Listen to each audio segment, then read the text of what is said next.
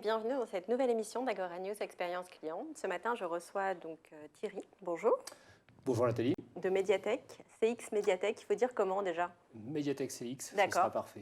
Bon, on va faire un beau gueule et bien avant, on se le mettra à l'endroit. Et Mickaël Bocobza, société PMP, c'est bien ça?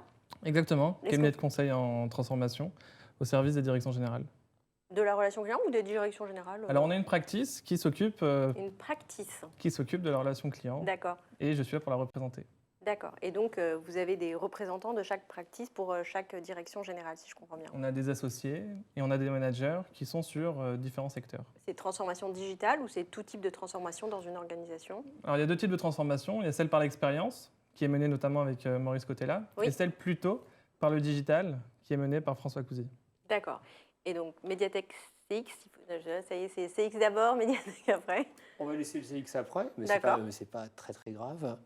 Mediatek CX, nous on est éditeur de logiciels et on fournit une plateforme logicielle qui permet de collecter le feedback client, La la voix voix du du client, Ouais, et de d'accord. l'exploiter, parce que si on la collecte et qu'on n'en fait rien, ça ne sert pas à grand chose, et donc de l'exploiter à grande échelle dans toute l'organisation. Donc, c'est envoyer les enquêtes, C'est collecter du feedback soit via les enquêtes, c'est une solution. mais pas que. Ça peut D'accord. être via les avis, via les réclamations clients, via les données dans la téléphonie, le D'accord, donc web. vous collectez tout type. On collecte tout D'accord.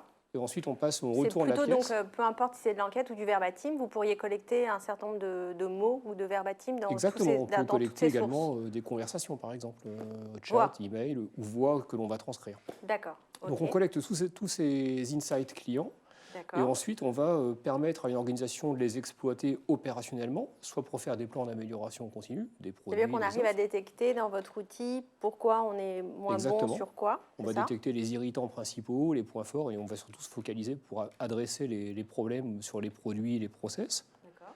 Le deuxième élément qu'on peut faire, c'est aider l'organisation à coacher les équipes pour que dans les Ça points de devient vente, un les acte centres de contact. managérial.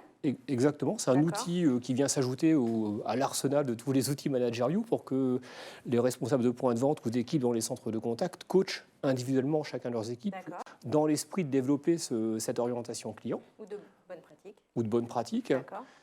Le troisième levier d'action, c'est le rappel des clients, alors en priorité des insatisfaits en général. Donc c'est comme l'automatisation d'un certain nombre d'actions, ou le fait de pousser un certain nombre d'actions à la suite justement de la récupération de ces verbatims. Exactement, que ce soit des verbatim ou des notes, où D'accord. on va tout combiner et on De va, tout ce que on vous va avez mettre en dedans. place des workflows, donc des process, pour automatiquement permettre que la bonne équipe rappelle le bon client, soit pour adresser un problème, ou soit parce qu'on a détecté une opportunité commerciale, par exemple. D'accord. C'est vrai qu'à chaque fois qu'on donne son avis, on a l'impression que ça ne sert à rien.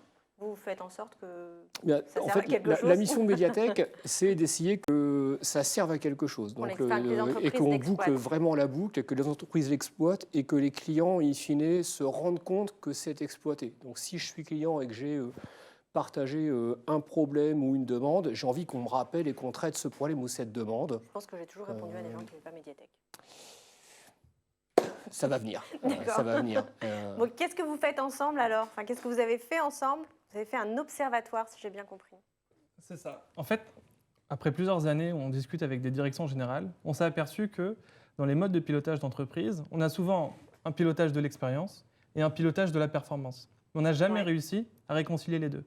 Et nous, avec Mediatek, c'est justement ce qu'on a essayé de faire. On a essayé de réconcilier le pilotage de l'expérience. L'observatoire, il est venu d'un besoin d'un client ou vraiment d'un échange entre vous? Il est venu d'un grand constat du marché qui se valide avec chaque conversation qu'on a avec une direction générale. D'accord. Donc on a vraiment ce souci-là de réconcilier l'expérience et la performance. Est-ce que les directions vous ont dit, en fait, l'expérience client me coûte cher ou d'améliorer cette expérience, elle me coûte cher et donc je ne veux pas mettre d'argent et vous avez essayé de valoriser ça aussi? Exactement. Et D'accord. des directeurs d'expérience client qui veulent mener des programmes.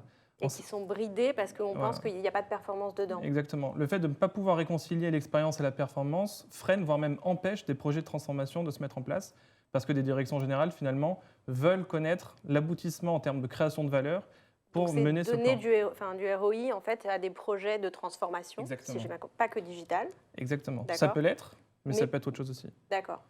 Et donc, vous êtes rencontrés donc, en amont de cet observatoire. Exactement. D'accord. La méthodo extrêmement rapidement. Comment ça s'est passé? Extrêmement rapidement, on a mesuré plusieurs choses. On a mesuré, d'abord, on a fait un benchmarking, on a comparé des acteurs en termes de NPS, en termes de CES, en termes de satisfaction. Alors, NPS, je pense que tout le monde le sait. CES, Alors, c'est l'effort qu'a le client à aller jusqu'au bout de son parcours. donc noté de 1 à 5. Noté de 1 à 5, exactement. La satisfaction, c'est l'indicateur D'accord. classique. Donc, on a comparé ces 3 indicateurs parce que c'était important aussi pour nos clients de pouvoir se comparer par rapport à leurs pairs. Dans Le leur NPS, secteur. c'est surtout la marque, en fait. Donc, c'est révélateur d'une expérience globale de la marque, mais En pas effet. forcément de l'expérience non plus. En effet. Et d'ailleurs, tout a été mesuré au niveau des marques. Ça n'a pas été D'accord. mesuré au niveau des parcours. D'accord. Voilà. Donc, Plus précisément, le NPS, effectivement, on l'a mesuré au niveau de la marque. Et les clients qui ont été enquêtés, on a enquêté que des clients grand public. On est sur du B2C. B2C, d'accord. Sur 6 secteurs. Énergie, télécom, banque, assurance, transport et D'accord. distribution. Équipement de la personne ou équipement de la maison. Dans la distribution, il y a le retail. Oui, c'est ça. Ouais. D'accord, ok. Et sur ces 6 secteurs, on a proposé à tous les clients qui ont été enquêtés, finalement on a collecté plus de 1000 réponses par secteur, de D'accord. choisir 1, 2 ou 3 ou 4 secteurs sur lesquels ils voulaient s'exprimer. Et sur ces secteurs, on leur demandait de choisir sur quelques parcours clients qu'ils avaient vécu. Ça peut être une ouverture de compte en Avant-vente, banque, vente, ouais, avant peu ou importe, après vente. ouais, Ça peut être d'accord. une ouverture de compte, ça peut être un problème technique avec mon opérateur télécom, etc. Et donc, ils ont choisi un ou quelques parcours. Donc là, c'est la marque qui a choisi ou c'est le client C'est le final? client répondant le qui a to-C. choisi de s'exprimer. D'accord. Et vous sur- avez offert tout ce panel-là au C'est client ça. On a to-C offert potentiellement 6 secteurs et 4 ou 5 parcours par par secteur. secteur. Et donc, on a collecté à la fois des perceptions sur l'effort client sur chacun de ces parcours, ce qui est extrêmement intéressant parce que ça Il y permet. avait combien de questions? Parce que ça doit être énorme, en fait. C'était au total une vingtaine de questions. Donc, c'était. Par parcours? Non, c'était par parcours, c'était 4 ou 5 questions. D'accord. Donc, essentiellement, finalement, quel niveau de satisfaction, quel niveau d'effort, pourquoi, D'accord. en dehors de quel Et était comment l'acteur, on etc. reboucle avec la partie héroïste? Eh bien, ce qui était intéressant, c'est qu'on a pu à la fois faire le lien finalement entre l'effort de chacun des parcours et le NPS au niveau global de De l'acteur, la marque, de la d'accord. marque exactement. Et ensuite, on a on a créé un nouvel indicateur qu'on appelait le Oh non. Net Engagement Score, Pourquoi qui est en fait vous faites ça à chaque fois? Parce que pour C'est réconcilier très finalement- cabinet de conseil, ça, Non, quand non, même. mais Mais non, Je suis mais complètement d'accord. Je suis complètement d'accord. Mais Arrêtez avec les il vient indicateurs. pas en remplacer un. Il vient enrichir en fait un tableau de pilotage pour réconcilier l'expérience et la performance. C'est le lien qui manquait pour réconcilier les deux. Et donc finalement, et c'est vous qui l'avez trouvé. ce nouvel indicateur-là, on a fait ça avec une certaine expertise scientifique D'accord. aussi. Et on l'a fait justement pour connaître quel est l'engagement du client qui va être associé à l'expérience qu'il a vécue. Est-ce que l'expérience qu'il vit va l'engager davantage ou va le désengager? D'accord. Et donc en fait cet indicateur-là, donc c'est une question simple, c'est si vous avez un besoin proche de consommer, est-ce que vous le feriez davantage avec Vers cette marque, marque. ou moins avec cette marque? Parce que, mais après, vous le liez à l'effort et à la satisfaction et Exactement, au ça, NPS. c'est une question qui est posée en fin de parcours. Et donc finalement on va identifier. Mais donc, c'est pas tant la performance, c'est l'achat. Oui, mais si le client dit qu'il va s'engager davantage, ça veut dire qu'il a une intention C'est s'engager d'engagement qui ou va c'est créer de la acheter? valeur. Parce qu'engager, C'est ça peut être. l'intention. Ouais, C'est l'intention. D'accord, parce que, pardon, pour moi, la notion en fait de vente, c'est pas forcément, c'est que héroïste du moment de la vente Oui. et pas de la fidélisation ou de En effet. l'anti-churn, etc. En effet, on n'est pas Donc, sur du qu'est-ce chiffre qui- d'affaires ou du churn, on est sur D'accord. de l'intention d'engagement. Et D'accord. cette intention d'engagement-là, elle est corrélée à l'expérience vécue. Donc finalement, une fois qu'on a posé cette question, est-ce que dans un futur proche, vous feriez davantage d'achats ou moins Donc d'achats? c'est de l'achat. Oui. C'est de D'accord. l'achat de Donc besoins c'est du chiffre ou des d'affaires. services. Exactement. Pour moi, c'est pas de la performance. D'accord. Je- C'est de l'intention d'engagement. Non, mais je comprends, c'est pas exactement de la performance.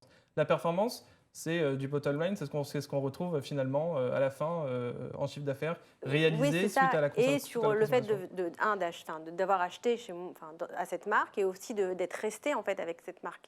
Et c'est pour ça que pour moi l'expérience effectivement elle est globale, elle n'est pas uniquement au moment de l'achat, elle est au moment d'un moment de vie justement avec la marque, voire au moment de vouloir s'en sortir et C'est exactement ça. d'anti-churn. Mais dans le constat, on s'est Mais aperçu vous que l'avez- tous les indicateurs, finalement, étaient donner une vision de ce qui s'est passé. Et il nous manquait finalement une vision de ce qui allait se de passer. de ce qui va se passer. Il nous manque une vision de l'intention, de quelles sont les conséquences de l'expérience vécue à un moment T. C'est-à-dire, si on a un parcours assez difficile et qu'on n'arrive pas à aller au bout, finalement, ce parcours peut générer du désengagement chez le client. Et c'est ce qu'on veut mesurer. Non, mais ils avaient besoin de preuves pour ça? Ben, on veut savoir... Non, c'est pas une Non, mais preuve. c'est- La sérieusement, preuve, en fait. non, mais la preuve, elle est simple. Simplement, on a besoin de l'identifier. On a besoin de savoir quel parcours engage et quel parcours désengage. D'accord. Quel mais parcours ce que crée vous des avez proposé promoteurs. aux directions générales, est-ce que c'est le fait de dire, vous voyez bien que ou vraiment ils ne le savaient pas, le fait de se dire qu'une mauvaise expérience ou de l'effort fait qu'on se désengage? On sait que ça existe, mais on ne l'a jamais mesuré. On n'a jamais identifié quel En fait, parcours. vous avez mis des chiffres Exactement. derrière ça, en disant, plus il y a d'efforts, voilà, à tel degré, ça va baisser l'engagement. Exactement. Vous avez réussi en fait à faire ça. Exactement. D'accord. L'indicateur, une fois qu'on va le mesurer dans sa base client, on va connaître au sein de sa base quels sont les clients qui ont l'intention de s'engager davantage et quels sont ceux qui ont une intention de se désengager. Et quand on sait ça, ça nous apporte énormément de valeur parce qu'on va pouvoir mener des plans d'action très ciblés sur les clients qui vont se désengager. Donc ça, c'est très important. Ouais, pour moi, ça permet aussi d'identifier cette notion, encore une fois, le fait de rester dans une marque. Et pour moi, cette notion est intégrée. Parce que la question qui est posée, en fait, elle est pas tout à fait, elle est un petit peu personnalisée suivant le secteur. Si je prends l'exemple de l'assurance ou de la banque, la question, ça va être est-ce que vous envisagez de souscrire ou d'utiliser de nouveaux services à l'avenir, ou d'en utiliser moins, ou de changer de banque, y compris la résiliation. Il y a la notion, effectivement, pas simplement d'achat de premier instant. C'est à la fois je continue ou je dépense plus, et je dépense moins ou j'arrête complètement parce que je vais changer de crèmerie.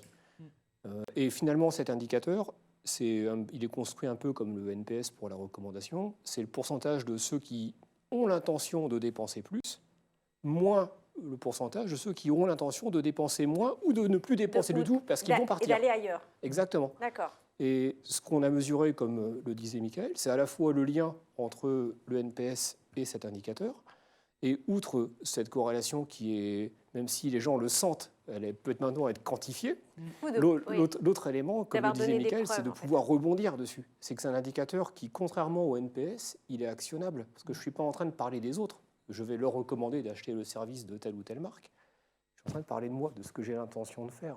Avec la marque. Avec la marque. Donc si j'ai l'intention de dépenser moins ou de dépenser plus, on peut cranter dans le programme relationnel qui va permettre de capitaliser sur cette info. Et donc finalement, vous avez pris les 3 indicateurs, donc NPS, CES et c'est ça, la CSAT, et de se dire, à chaque degré de plus ou moins de ces 3 indicateurs, il y a la notion d'engagement qui se perd ou qui se rattrape.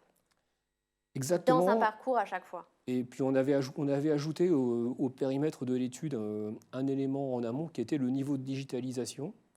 Donc on a étudié en fait par quel canal de contact ou par quel canal, s'il y en a eu plusieurs, les consommateurs ont fait ces différents parcours d'achat, de résolution de problèmes, etc.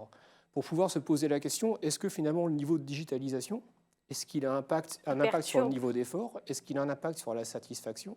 Il peut être très positif et très négatif, en fait. C'est ce qu'on a. Alors, ce qu'on a vu, c'est que globalement, c'est pas évident. Mais c'est à la limite. Mais c'est pas parce qu'on est plus digitalisé que l'expérience est meilleure. Ça n'a rien à voir. Bon, d'accord. Et donc, les résultats de l'étude? Alors, ce qui est très intéressant. Est-ce qu'on a le droit de dire des choses Oui, on y va. On a le droit de dire des. Enfin, de toute façon, rapidement. Ce qui est très intéressant. La synthèse est publique, donc. Oui, la synthèse est publique. Et d'ailleurs, j'invite tous ceux qui regardent, on essaiera de mettre le lien quelque part. À regarder les études. On trouvera une solution.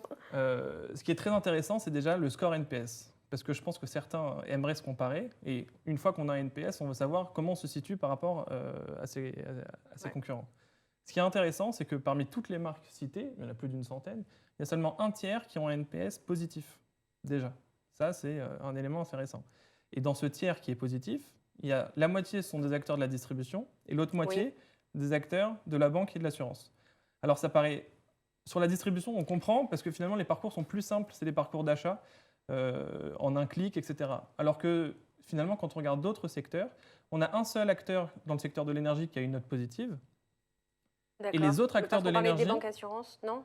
Alors je disais que sur le tiers qui ont des notes positives, la moitié de la distribution et l'autre moitié banque assurance. Sur les 2 tiers qui ont des notes négatives, on a finalement les secteurs des télécoms, de la mobilité. Mais après, ils sont très inscrits dans des moments de vie, en fait. Exactement. Mais c'est pour ça que selon le secteur, c'est plus ou moins difficile de délivrer une bonne expérience. Donc finalement, ce que je retiens, c'est que finalement, le NPS n'est pas forcément la bonne façon de voir si une marque est bonne ou pas bonne, mais parce qu'en fait, il y a des parcours clients ou des moments de vie qui cristallisent parfois une mauvaise expérience, et comme on voit avec les assureurs en ce moment. Oui. Alors, il y a 2 choses. Il y a une comparaison intersectorielle qui est possible parce que finalement, on a des champions comme Amazon par exemple qui fixent des standards. Et quand on fait une opération sur une plateforme, on a malgré tout ce standard en tête. Donc Ouais. il faut quand même se comparer. Mais on l'a on est un client de toute marque. Hein. De toute marque. Finalement, Exactement. quand j'ai une C'est pour ça que expérience ça avec reste- Amazon, j'imagine que je vais avoir la même avec la banque. Exactement, donc ça crée un standard.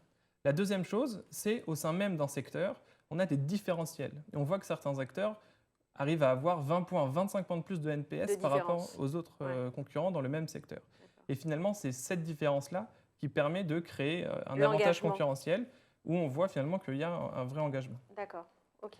Il y a une dernière chose qui est très intéressante, c'est comment se différencient là ces champions. Donc on peut en citer, hein. Donc, il y a Amazon, D'accord, on a Decathlon, d'accord. on a la Fnac, C'est beau. et oui, on a aussi... Non, mais c'est bien de citer des marques on a la- françaises un peu. On a la Maïf, oui, non, mais bien D'accord. sûr. Donc on a vraiment Ils sont des déjà des très acteurs reconnus d'ailleurs. sur qui le sont assez marché. reconnus Ouais, et finalement finalement, ça donne aussi du sens à, du sens à à leur cette étude transformation. et à leur transformation. D'accord. Donc ces champions-là, on a remarqué qu'ils se distinguent de deux manières. D'abord, ils ont une excellence opérationnelle. Ça veut dire que tout leur De parcours, performance ou pas alors? sur les parcours délivrés, on voit qu'ils ne génèrent pas de frustration chez les D'accord. clients qui empruntent ces parcours-là. Et ça, c'est commun à tous ces champions. D'accord. Première chose. Bien. Et ce qui est intéressant, c'est que le fait d'avoir D'accord. une excellence opérationnelle, c'est que ça ne génère pas de détracteurs dans la note NPS, D'accord. ce qui est très important. La deuxième chose, c'est que chacun a un avantage assez spécifique qui le rend singulier. Comme un ADN en fait. Exactement. D'accord. Amazon, Decathlon. par exemple, ce sera l'efficacité. Decathlon, La ce- confiance, moi j'aurais dit Amazon. la confiance, peut-être. Mais ils sont reconnus d'ailleurs pour rembourser en avance Oui. les clients, Ils ne remettent jamais en question en fait la parole du client. Moi, Exactement. ce qui finalement leur donne un avantage assez spécifique, Oui. qui les rend singuliers. On parlait, Decathlon. alors Decathlon, c'est plus les conseils et la qualité des produits. Comme la Fnac avant. Voilà. Enfin, ou maintenant. On a aussi, par Désolée. exemple, chez Sephora, c'est la personnalisation des recommandations qui arrive comme avantage D'accord. spécifique. À la Maïf, ça va être la profondeur d'écoute, la disponibilité des conseillers. Et donc, finalement, D'accord. ces avantages spécifiques-là vont Donc, c'est créer pas des que- promoteurs. D'accord. Et c'est ça la force. Donc, ça veut dire on a d'un côté l'excellence opérationnelle qui... Donc ça c'est de l'organisation. de l'organisation, c'est vraiment de l'opérationnel terrain, hein, Ouais. c'est la Non, maîtrise d'accord, je comprends. des opérations qui va permettre Plus un ADN d'empêcher qui vient aussi des détracteurs. Enfin, du haut de l'entreprise, quoi, qui va se Oui. déborder. Enfin, et j'imagine, en fait, il faudrait faire la même chose maintenant avec les collaborateurs. Je pense que ce serait une bonne opportunité, même si on pense aussi renouveler cette étude pour l'an prochain, Voilà. pour voir aussi comment ça Thierry. évolue.